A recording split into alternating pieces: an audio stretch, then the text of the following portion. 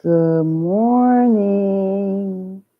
Good morning, good morning, good morning. I am Tamara Johnson Shealey. Good morning.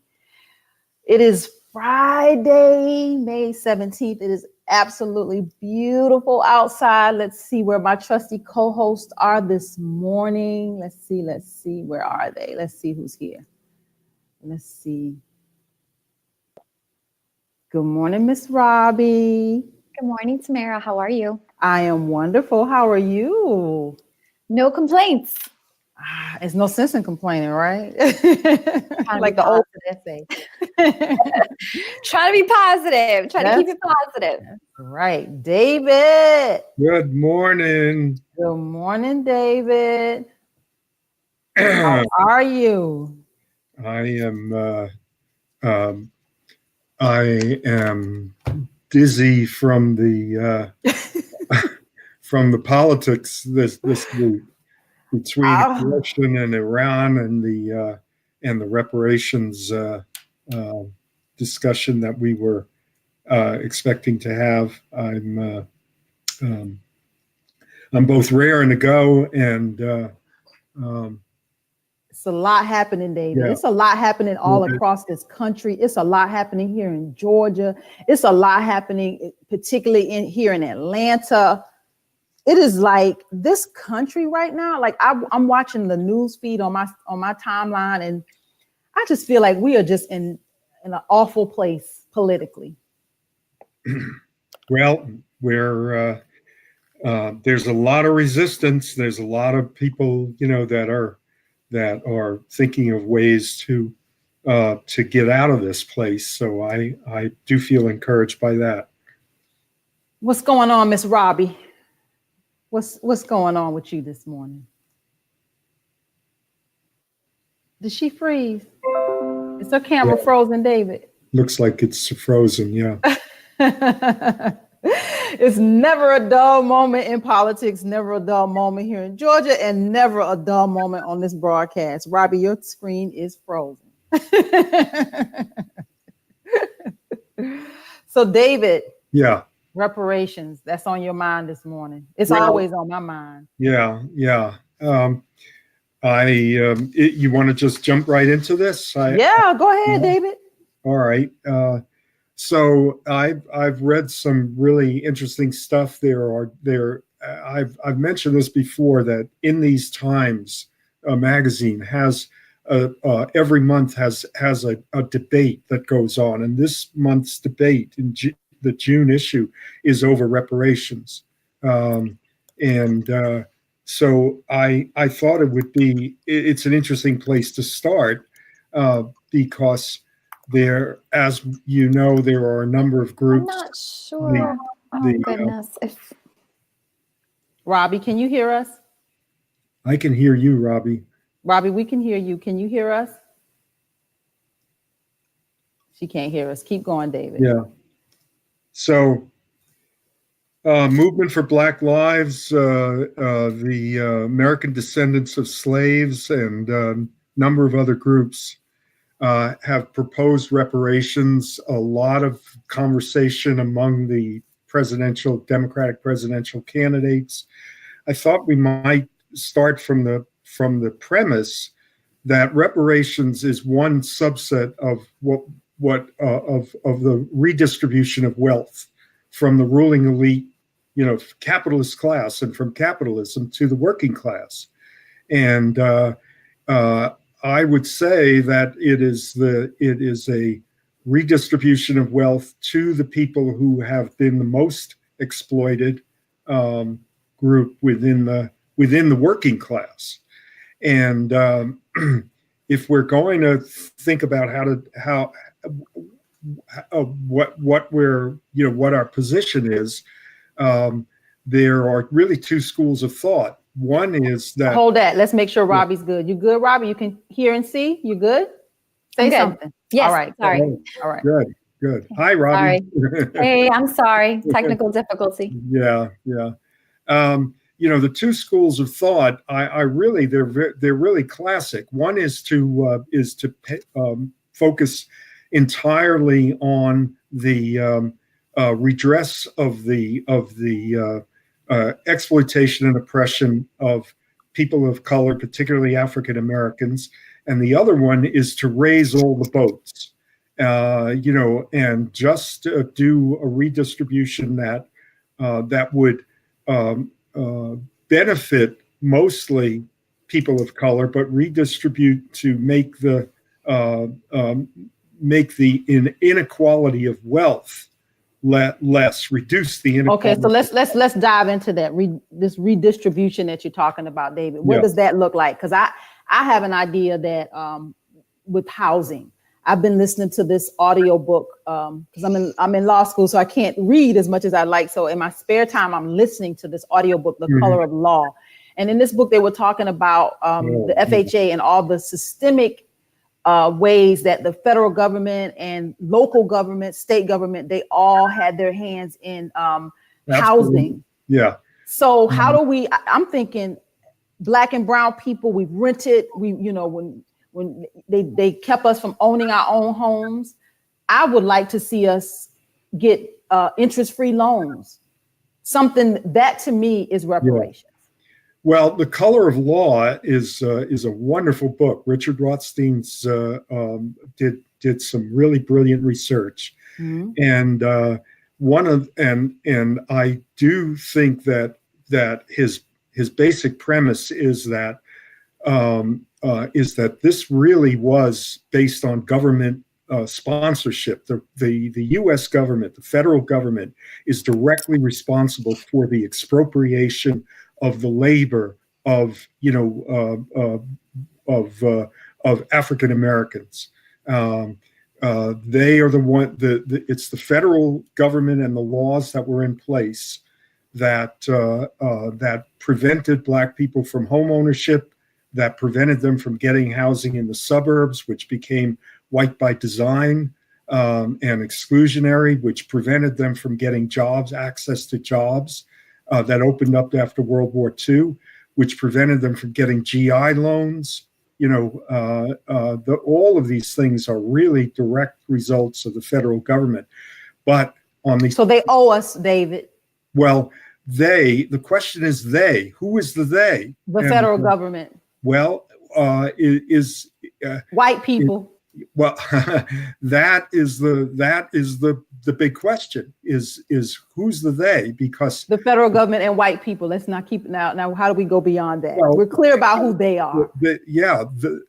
You're missing one big piece of who is the they, and that is the capitalist class. Who are the ones who actually, the federal government doesn't benefit from this, but the big developers, the banks, the people who actually profited and accumulated the wealth that was the result of this engineering, this social engineering. They're the ones who have the money. They're the ones who have created who have created the system. It works for them. So if you're it benefits white people, David. Yeah, and I hear you. I hear you when you say that. And that is exactly what I'm saying. That who is to get the reparations? Who's to get the redistribution of wealth? Is one of the questions. And many of the Democratic Party candidates, including Bernie Sanders, Cory Booker, and almost everyone else, is saying that, well, we ought to redistribute wealth. The big problem in this country is the concentration of wealth, and the 99% of us are not getting that concentration of wealth, and we need to redistribute from the 1% or the 1/10 of 1%. Now that is different from Movement for Black Lives and other groups who are saying what you were saying. White people benefited, and Black people were expropriated, and we need to claw it back from white people. And that is what the response to that has been, that's divisive, right? And I think that. Well, whose response? Huh? Whose response?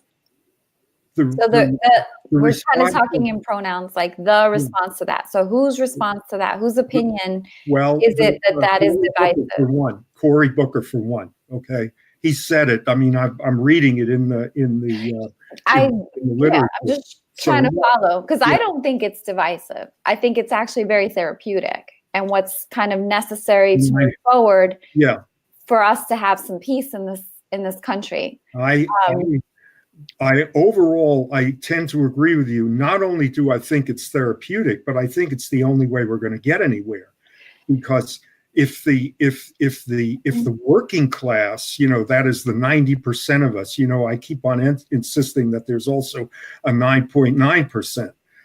But if the 90% of us are in a state of separate and unequal conditions, we do not have solidarity.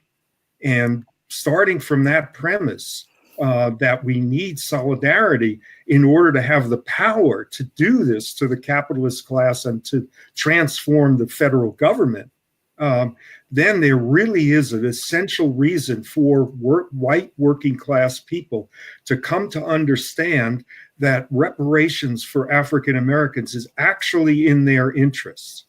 And we need to figure out how to do that, both in terms of making a case for that, and also for changing attitudes, changing the perspective, and building empathy, between these two groups, which means primarily building empathy among working class whites. I'd like to know, brothers and sisters. I'd like to know why Cory Booker thinks it's divisive. Like, what is his explanation on that? Cory Booker is obviously a Black man, and he's clearly has descendants of something other than Black in him from his complexion. So where is that coming from? What is Cory Booker's opinion based on that it's divisive? Do we know? Well, Cory Booker doesn't speak for all Black people. Cory Booker is more establishment than he does not speak for all Black people. So I take that comment from him like a grain of salt. Well, I think that this is an underlying premise of the Sanders campaign, of Elizabeth Warren. They're all looking for ways to focus attention on the 1% and mobilize the rest of us, the 99%, without thinking about the inequalities and the segregation that exists within the working class. So without thinking about the inequalities and segregation that exists. Yeah. So they want us to focus our attention without thinking about the problems that exist. Well, David? Look, I'm Robbie asked me a question. I'm not saying that whoops, my chair went down here. Hold on a second. I'm not saying that there's that I agree with this. All right. What I'm saying is that this has been a classic argument for the last 100 years. I mean, the labor movement in the 1950s and 60s was saying the way that we get to fair employment is through full employment. In other words, there's discrimination in employment, right? And the way that and this was true of the left. Not just the labor unions, but the whole left was saying that the way we do this is to fight for more jobs, right? And then Black people will get more jobs. If everybody gets more jobs, Black people will get more jobs. That's the logic of it. Okay, I do not agree with this. Yeah, I don't either. Look, David, you see me and Robbie like. Okay, well, I'm not. Don't get don't jump to the conclusion that when I'm saying this, I'm articulating this position. And the position is based upon the idea that if you do direct some special attention or special help, in other words, affirmative action or any other term that you want to use towards black people, white people will get angry. Okay, that's the So say that again. it will alienate them from your goal of getting more jobs for working people. So that makes sense in terms of Cory Booker's statement, because probably Cory Booker is relying on a percentage of the white vote to get him in office. So if he's believing that viewpoint, like, oh, okay, white people will get upset if we give something to black people. The bigger question out of that, right, to understand what's really happening is, why would white people get upset? The only reason someone would get upset, specifically white people, is if they don't know our history. And this goes right back to what you were talking about in the beginning of the broadcast, being concerned with what's happening. The U.S. is relatively a young country, in comparison to civilizations, in comparison to other countries.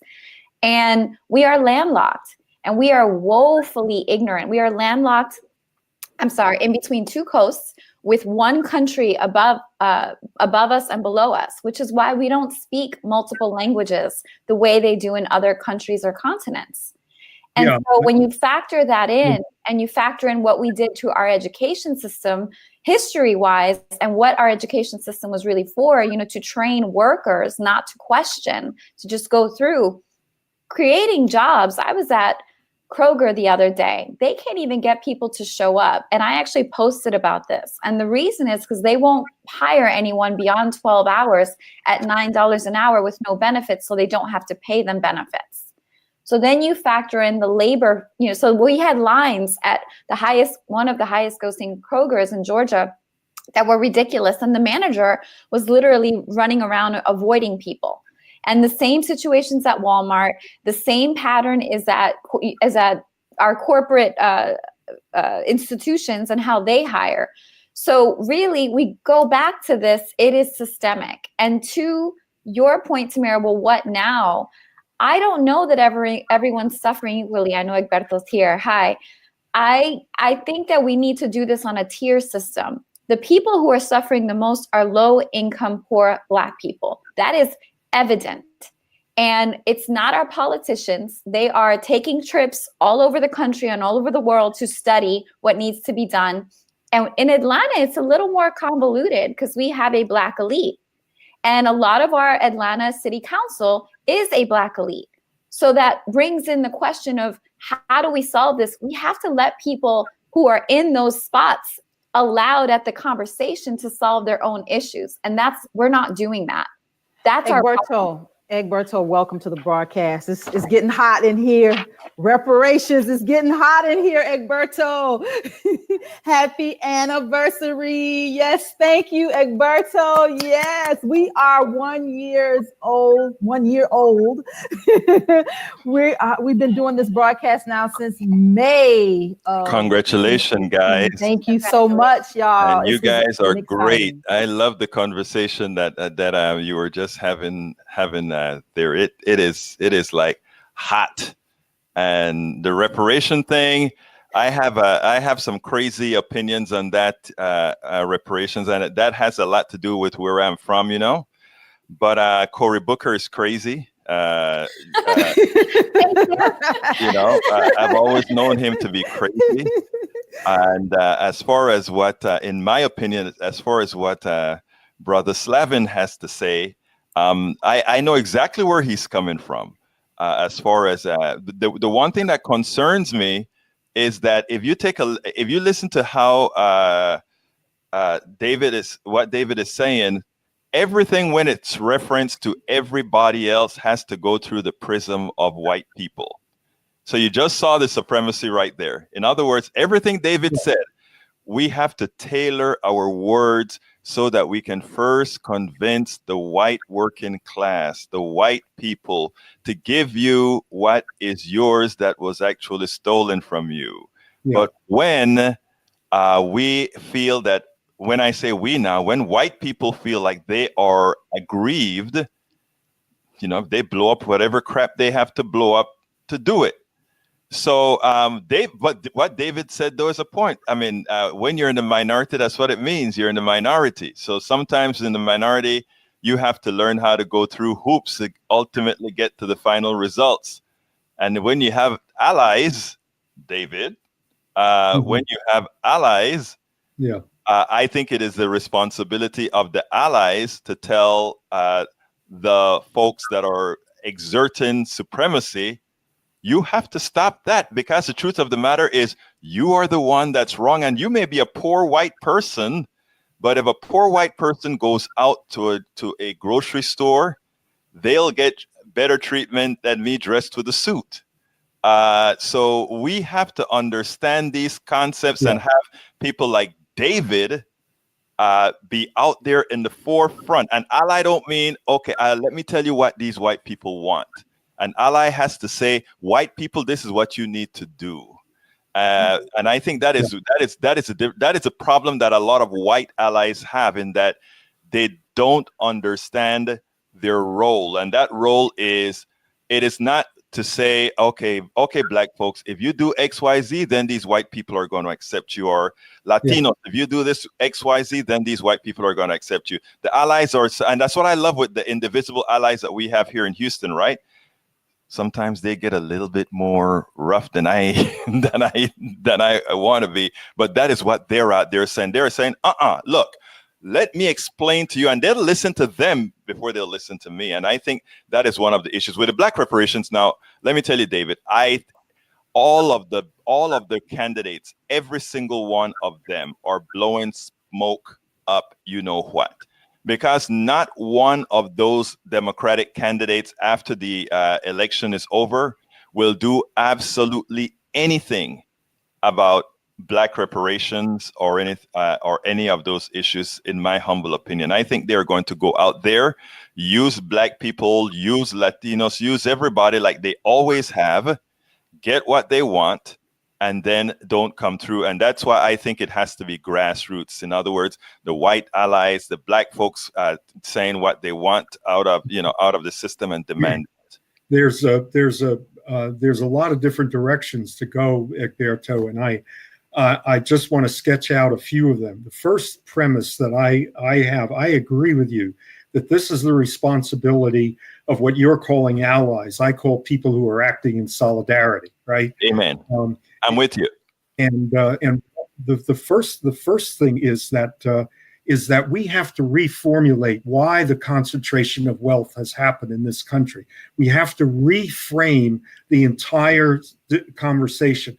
The way that I put it is that because there is inequality in the working class is the reason why we have this concentration of wealth. Because with inequality in the working class does not have the power to claw back the fruits of its own exploitation, and so the idea that somehow this is going to be divisive is actually it flips the script. It's standing everything on its head. The reason that we have so little power in the working class is because there is this inequality. So when people are saying, Joe Biden is electable, and somebody else, who is not, that's what their underlying logic or implications are, is that because he's an old white guy that can relate to white workers without challenging them, without challenging their role, their historic role, the way that Robbie was just saying, that we don't know our own history. Working people don't know their own history. After the Civil War, there was a group of African-American leaders in Alabama who said, we want the land, the property by which those slave owners got their wealth. Nearly all was earned by the sweat of our brows. You hear what they're saying. Yes. The people who were just enslaved, they just got their freedom. They understood what the relationship was between their labor, that they were the ones who created the wealth, and they demanded reparations in effect. But if you leave it at that, you don't realize that northern Alabama white farmers opposed secession. they were not in favor of seceding. In fact, there was a county, you may have heard about this movie, the Free State of Jones, that seceded from the Confederacy.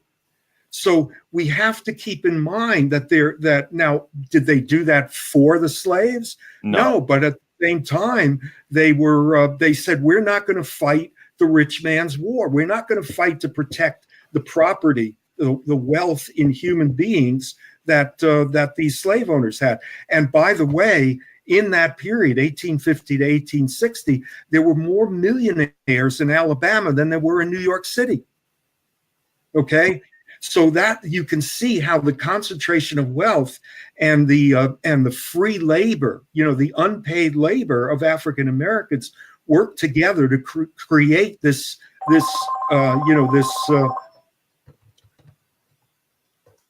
David can't answer his phone. People should know I'm on the air right now. Egberto, give us a national update, please. Okay, well, the national update is about abortion. That's what I really wanted to talk about. I saw inside of David. Egberto, that's you too? I think that's all David's fault. I'm sorry. That is David's fault. David started it, and it kind of just... Reparations, I don't know what you're doing to me, David. But national update, as far as abortion is concerned. Once again. Yes, I was flabbergasted, but the best person the best piece that I saw, and I think I'm going to carry it on my program today, was a senator in Alabama. I think it was Alabama. Don't think it was Missouri. Discussing with another senator, and she looked and she said, "Have you ever been raped?" No. Have a family member of you ever raped you? No. You're asking a woman to live with something inside of her that will always remember her of the violations or something to that nature that she's had. I mean, and to watch, let me tell you what was more poignant. To watch those guys in that room while she is talking, laughing among themselves, snickering among themselves, when we're talking about a real sensitive and serious issue, speaks to the empathy that we have in the other party at this point in time. And what it also shows is that we are no longer, specifically on the right side, we are no longer looking at things from a human perspective. I rewound and watched that stuff over and over again because I couldn't believe that I saw men in that room laughing as she's telling her story. I couldn't believe the answer from this guy saying, "No, I haven't seen it, but somehow I still am going to want to have control whether you can carry a kid or not." I don't understand why women, specifically Republican women, are not on the streets right now. And I'm not talking about, I really am not talking about the progressive women or liberal women or pro-choice women. I am talking about why aren't these people who call themselves pro-life on the streets after seeing the behavior of men in these legislatures? I don't. So from the standpoint of what I'd like to say, I sure hope that going forward, women, progressive women, would start engaging those women on the right and reminding them of what it is like to really be an independent woman. And with that, from a man's perspective. The white woman governor signed it. It's yes, her. she did. Robbie, we can't hear you. Robbie has no sound. No. We've been having some technical difficulties all morning. Egberto, thank you for that national political perspective. We have been watching this abortion bill here in Georgia, watching it now in these other states. You know, it's obvious they want to overturn Roe versus Wade. It's coming. It's here. And I don't know what we do. The train has already left the station. What do we do? Do I have sound? Yes, Yeah, you have sound. Oh, thank you. I'm sorry. One quick one. I'm sorry. No, go ahead. No, I was going to say one quick one before I go, but I want to hear what you had to say before I go. No, I go ahead and then I'll go.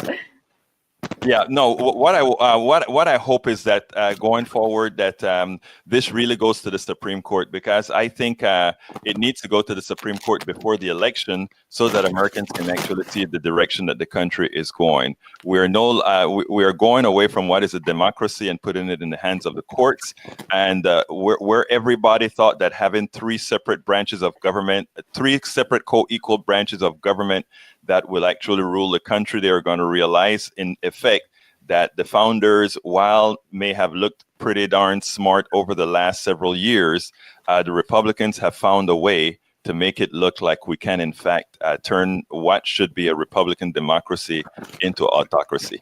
And with that, thank you so kindly for having been here. Thank you, Egberto. It's always a pleasure. You can find Egberto at Politics Done Right. You can find him on Facebook, Instagram, Twitter, Periscope, wherever there's a social media outlet. Egberto Willies is there. Again, Politics Done Right with Egberto every day. Bye-bye, my friends. Thank you, Egberto. Thank you. And I'm sad he had to leave, because I would have loved to hear his opinion on this. In terms we have guests in the lobby, Robbie. Let's bring some folks in. We'll bring in Mr. Sterling. He's been with us, and then we'll bring in Mr. Dominic Huff to talk about what's going on with this in hometown news. Let's see where Mr. Sterling is. Mr. Sterling, welcome to the broadcast, sir. Thank you for having me. Hello, hello. Awesome. Tell everybody who you are, Mr. Trap King. My name is Sterling Trap King Davis, CEO and founder of the nonprofit Trap King Humane Cat Solutions. Thank you for joining us. You want to chime in on reparations? Because I saw you in the lobby. You was nodding and you was bobbing and weaving like I want to jump in. I saw you. Oh no, I was just agreeing with some of the stuff that was been said, and then some of the things I've been taken aback with the abortion bill too. So I was just listening. From a black man's perspective, what's up with that abortion bill? Give us something, because I know you have an opinion. I mean, it's just something that doesn't really make sense. I mean, I can't believe that that's something that we have to discuss, that we have to talk about, as far as a woman's body and her rights, what to do. So it's more so amazing to me that we even have to discuss it, that it's even an issue. I don't agree with it at all. I think that a woman should be able to, it's her body. I mean, that's, again, I can't believe that's something we have to discuss. Yeah, well, that's where we are in history. In these times, that's where we are in history. Well, I'm dealing with it with cats as well. So tell us what's going on with the cats. Go ahead and give us an update. Well, what I do is trap neuter return. It's a TNR, and this is the alternative to death or euthanasia for stray and feral cats. So what my nonprofit do is we go out to overpopulated areas, and we'll catch them, get them spayed, neutered, vaccinated, and return them back to their colony to prevent overpopulation or spread disease. One of the main things that I've been working on is to get the Black community more engaged in community cat care and animal rescue. Typically, it's not something that's done, especially cat rescue is something that's not done by Black men. So I've been able to get a little traction and get some attention with that. And I'm working on getting more men and the Black community engaged and aware, educated in cat rescue. You know, and that's something very different. I remember the first time we had you on the broadcast, Sterling, and it shocked me. And I was like, this is a Black man that's catching cats, and it threw me all out of sorts. Like I didn't understand it. So yeah, I think there is some education that's going to have to take place, particularly with us. You know, this is not something we do, so it's different. Oh yeah, there's some components, and that's too. The thing. Go ahead, Robbie. Go ahead. I'm sorry, Robbie. Robbie, go ahead. No, it's Robbie. just that I'm here. Okay, so there's some components of this that sometimes people hear cats like, oh, is that really the focus? Well, to be plain about it, we pay as taxpayers the same way we're paying for our lawmakers to discuss what happens with a woman body in our government right now. We pay very substantial funding to vendors as taxpayers, 1.8 million a year, Fulton County taxpayers. That's just one shelter contract, and that's for animal control. And it's interesting because here we have someone who's not even with animal control doing this work. And what does that impact? Well, it impacts divested areas that don't have the resources to do it on their own. Actually, when cats overpopulate, they become a food source and attract coyotes to the city, which is a dangerous condition. So besides 1.8 million a year, the animal control is not enforcing these safety conditions. Separately, we also have lack of compassion and action programs in our schools, which that impacts our kids, our youth, our communities. When our kids see animals overpopulating in streets, dying on the streets in bad conditions, that impacts how they grow up. And Sterling was on the show with a gentleman who actually got into trouble, an older man who he went to court to see how he could assist. So all of these factors, when people think animal control, I'm not sure that they're thinking what the real cost is and the impact to communities. So kudos to people like Sterling, who actually gets in there in these communities that largely get overlooked. Thank you. And the gentleman that I was working with, he posted online a video of himself kicking a cat in slow motion. The rescue community went crazy. They were outraged. They were going to court to try and make sure that he received a felony for what he did. And usually with animal abuse, it's a slap on the wrist. It's not really a big deal. So, but what I was going to court to do, and again, like my mission, what I want to do with Trap King is because this young man wasn't aware. I mean, he wasn't educated at all. And speak with what Robbie was saying. A lot of times when you grow up without that awareness or education, you become desensitized. You see dead cats, you see dead possums. It's not something that's a big deal. You see them more as a nuisance than a community pet. So a lot of the reasons why I was going to court with this young man is because I want to focus on positive reinforcement. So it's the before and the after a lot of these cruelty cases that we deal with. And because to piggyback on what Robbie was saying, because we have a lot of this grant money that's going out and it's not being used to empower certain communities, then we get situations like this where people are unaware, uneducated, and completely desensitized to what's going on in cat rescue and what's needed. And to Sterling's point, he's very much needed because the rescue community is largely non-minority. And so when you have folks come in representing a demographic and coming to a different demographic, if they come, how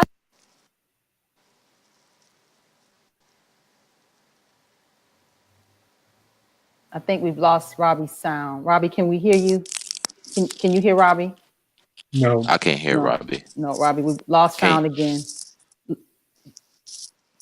Yes, log out, Robbie, and log back in. We can't hear you at all. Well, Sterling, I'm gonna let you wrap it up. Yes. It's always a pleasure to have you come on. Tell the audience how they can find you, reach you, help you, support you. Because like I said, this is something so very different. When, like I said, the first time I saw you, I had to do a double take. Like, I know nothing about this. Yeah, and that's the thing about it. I've been doing this for some time, but TNR has been going on before 1980. It's been going on for a while. So for me to be rare is definitely a bad thing. We need to get more awareness and engagement in the community. But in order to find me, support me, I'm Sterling Davis on Facebook, _original_ Trap King on Instagram. And you probably see my big head butts. I'm everywhere fighting for these cats and trying to get the word of TNR out to the community. Thank you, Sterling. Robbie, can you hear us now? We still can't hear you. Thank you, Sterling. I know we've had, this broadcast is we have some technical difficulties every now and again, but thank you, Sterling. It's always a pleasure to have you. You're always a friend to this broadcast. Come back and keep us abreast, educate us all. So thank you.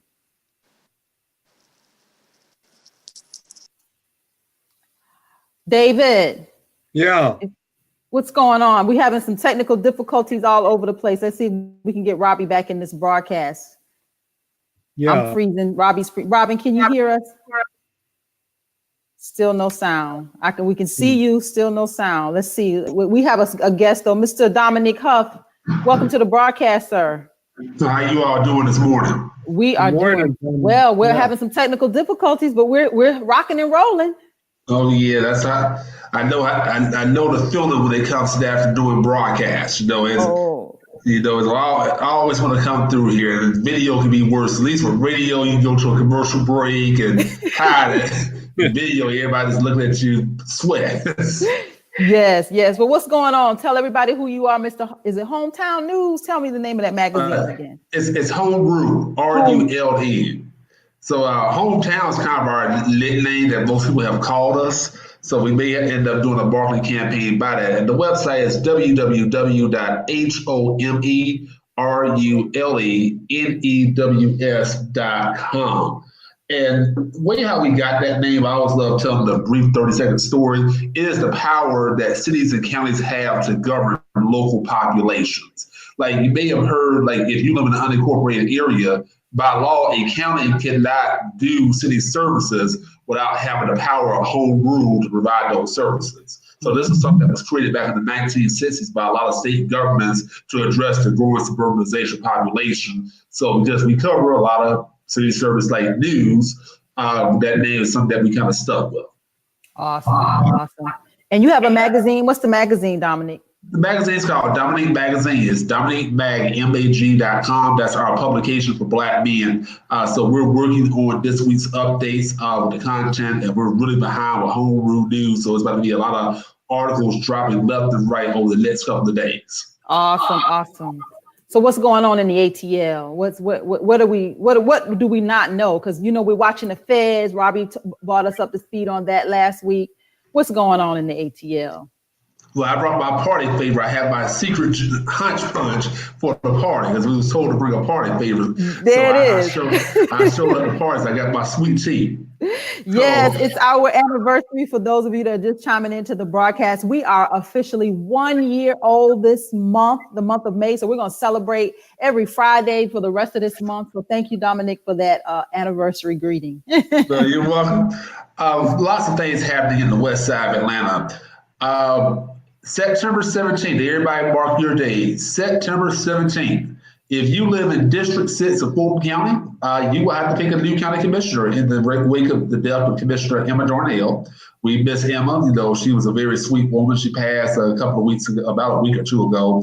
And on that same day, if you live in the west side of Atlanta in District 3 and 4, Atlanta school board districts are large, you're going to pick a new school board rep. So I don't get why we're having those elections at that time when we should have waited to November, because in November, most of the cities in Fulton County outside the city of Atlanta will be having municipal elections, and more people will come out and vote for that. So we're going to have a special election to fill 2 key seats for the Atlanta School Board and for the Fulton County Commission. So qualification for that will be the week after Father's Day. So if you want to be a school board member or a county commissioner, you can go for those seats.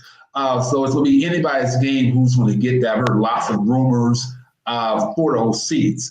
Antonio Brown, new Atlanta City Councilman, he spoke at the Northwest Community Alliance meeting this past Wednesday. That's where I was at doing that live video for the bus stop. And I'm very impressed with what I've heard from him so far. I really didn't know much about him. I know a lot of people kind of felt that he was an outsider. He wasn't homegrown like some of his opponents were. So there's a little question about who are you? Where did you come from? So he's branding himself as a disruptor. He's coming in to disrupt some things. So we're going to see exactly what he is going to disrupt. He filled the unexpired term of Ira Young, who died last year in office. So that was a very interesting election. As we move forward, we have some issues in the city of East Point where there was a councilman, Joshua Butler, who had a conviction from the year 2000 that came up during the campaign season, and he was able to stay on the ballot. And there were some people trying to remove him from office, saying that his rights were not restored.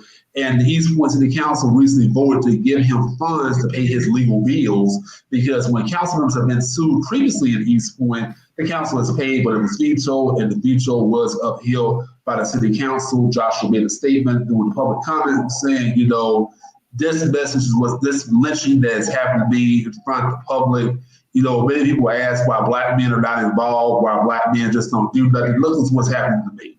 Look at the character assassins that I have gone through.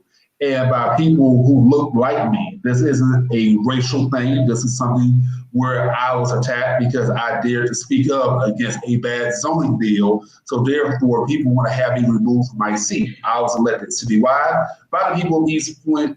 I beat my opponent by a couple of by slightly over 100 votes. The people made their decision. If the people of East Point feel I am not doing my job, that's what the next election is for. They can vote to send me home and put the person who they think will best represent them. So that we're following that issue too. Hateville and South Fulton recently had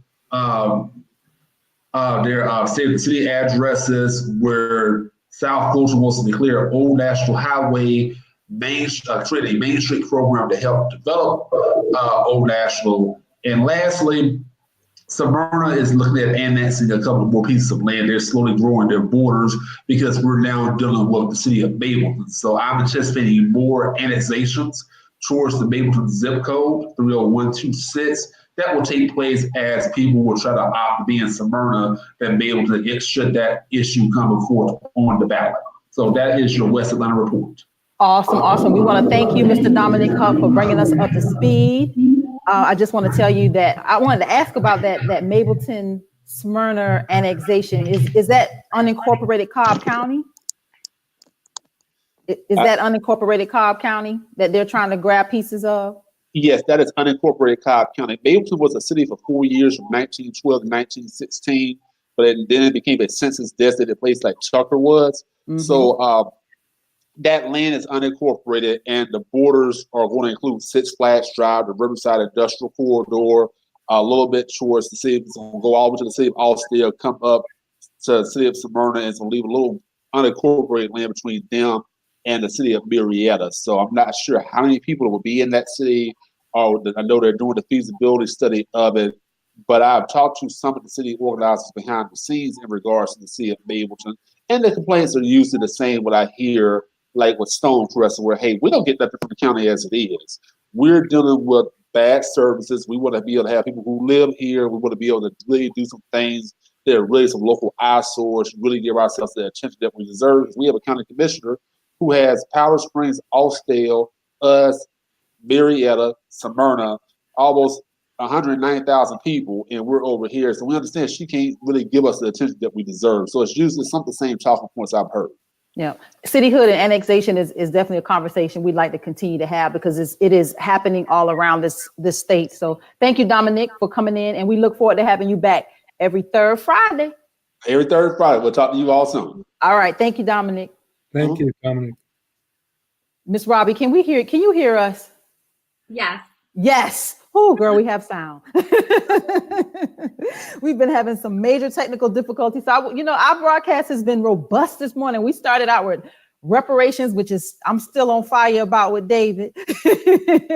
Then Egberto came in and gave us a national political update around the abortion bills across this country. We had the Trap King talking about these cats that are just, overpopulating and being neglected around the Atlanta area. Now Dominic talking about cityhood and all the stuff in that part of Atlanta. It's something everywhere is happening. And Robbie and David, it's never a dull moment. One thing I do notice, and that is a constant theme in every topic that's come up today, and a parallel that I don't really see people talking about, but I think it's really important. When Egberto brought up the abortion issue, and when Sterling brought up, these community cats, which ironically, there are other factors. When we have divested areas and we get development, rodents come out of development. And these community cats have been very useful, especially if they're managed. Our homeless populations love these cats because we have homeless camps, and under the bridges, guess who helps with the rodents? And so all of this is kind of impacting the quality of life of residents. Separately, even Dominique, as anyone listening to Dominique can see, he's well-versed and well in the know. And ironically, the Center for Civic Innovation, who was reviewing our NPU system, our community engagement system, and I promise I'm getting somewhere with this, was hiring someone to do an investigation to give recommendations to City Council. Dominique placed for that position.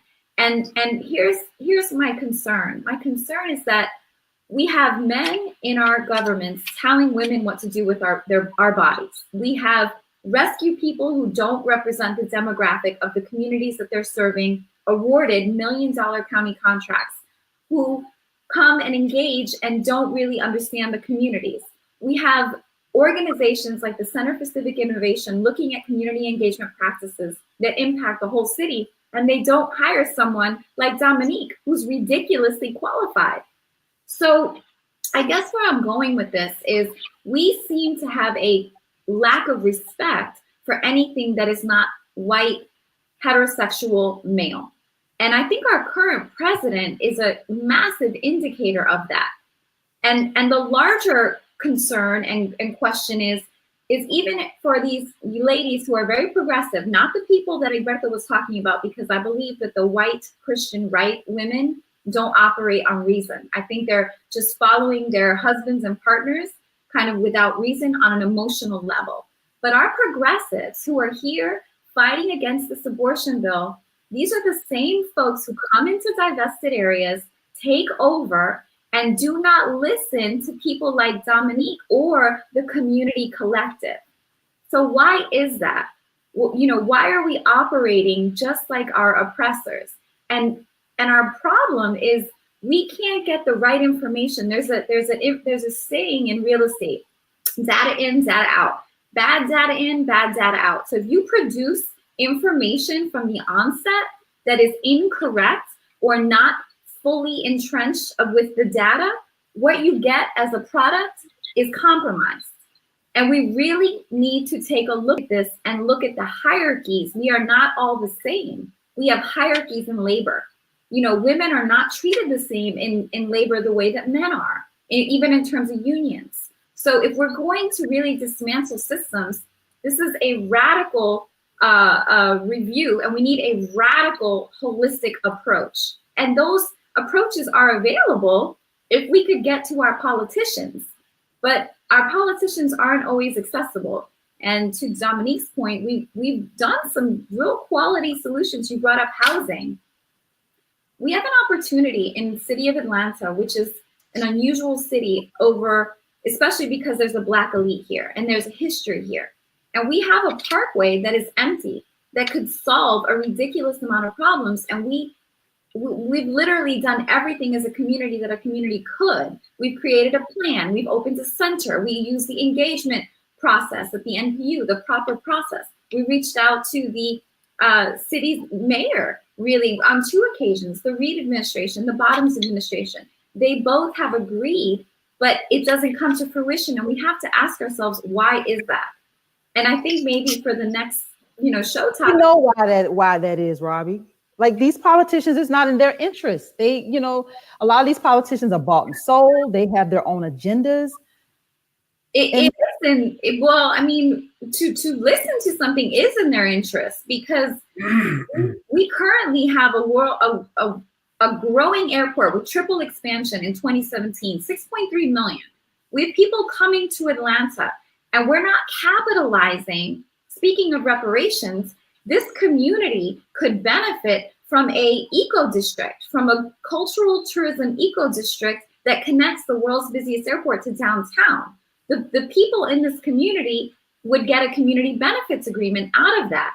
We could have density on that parkway and have our folks live here, since we have an affordable housing crisis. Now, why we have mayors running task force for public trust, like commissioning task force and committees for public trust, when the mayor themselves will say something verbally, we will meet within 30 days, and that doesn't happen. We have a problem with that. There's a problem there. Let David jump in. I think he's boiling over there. No, I mean, my thoughts are that the politicians don't do anything that they're not forced to do, and they're forced. That they've got 2 conflicting dynamics. One is re-election, and the other one is money. And high five, Dave. Yeah, well, I mean, I think once again that even on this local level, that these folks who are politicians and these white men senators in Alabama, they're part of the 9.9%. They are not among us. They are elevating themselves through their positions of power and wealth to assume that they know better than the rest of us. Mm-hmm. And so That's a good way to put it. They know better. Yeah. So are politicians part of the 9%? I'm just curious. Well, not everyone, but I certainly think state senators. I mean, for the most part, they are people either through their own wealth or through the position of power that they acquire by getting elected, and then are able to deal for themselves, and make themselves more secure financially and every other, and career-wise. Yes, they do benefit from the system. I do not think that the rest of us, 90%, including people who are gentrifying your neighborhood, necessarily. I mean, I'm not saying one way or the other, because it's too much of a generalization to make. But there are a lot of people. So the question is, where are we? How do we find the dialogue, the communication that will build solidarity across those new what do you call it? Residents, new residents, and the older residents. And for them, it certainly does seem to me, for the new residents who are coming into the area, that they do have some interest, not entirely, because there's a lot of conflicts there, but they do have some interest in creating a peaceful and cooperative community around them.